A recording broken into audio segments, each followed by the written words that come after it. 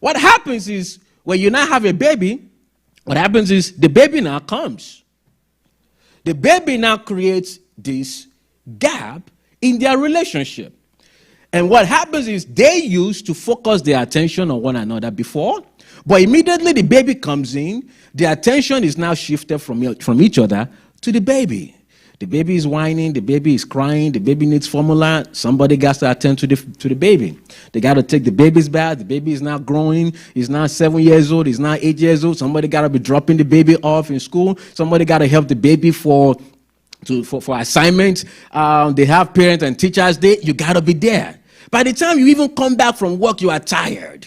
Everybody is just looking for their me time. They don't have time for one another anymore. They are no longer eating dinner together anymore because of the baby, and they have shifted their love for one another to the baby. Do they have passionate love? I believe they do. But the passionate love is not expressed because of a factor that has now been placed in their relationship, which shift their attention.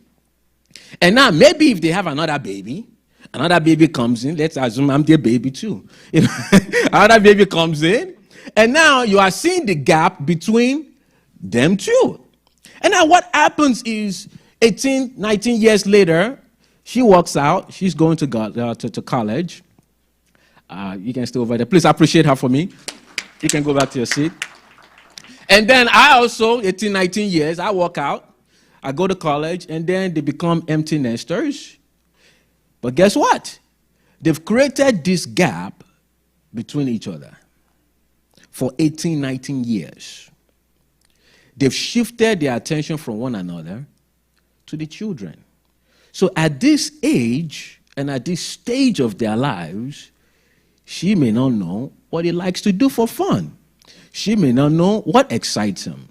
She may not know the kind of color that he likes, where he likes to hang out. He may not know the same thing about her, because for 19, 20 years, they've created this gap and have shifted their attention to their children. Another thing that creates this kind of gap and problem in the relationship is conflict.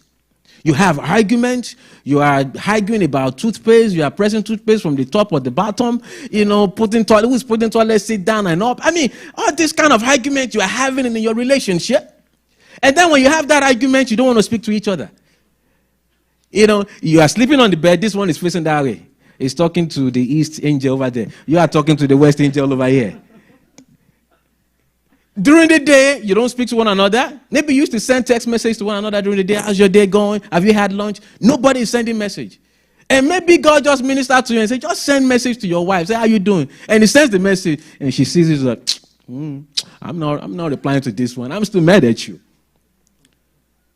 Or then they come home. Maybe the argument or the fight is just so big that to the point that she's saying, you're not sleeping on this bed. You're going to the doghouse. You're going to sleep on that couch. They're having that. And the more they are arguing, the more conflicts they're having, the more separation that they're having. So they may have passionate love for each other, but it is not expressed. So the advice is, even you may have 2 children, 3 children, don't neglect each other's needs. Find ways to engage with each other. Find ways to balance things. Get a nanny if you have to get a nanny. Hang out together. Express your love through kindness, through caring. Let your love shine through even the conflicts and disagreements that you're having. Please, let us appreciate them.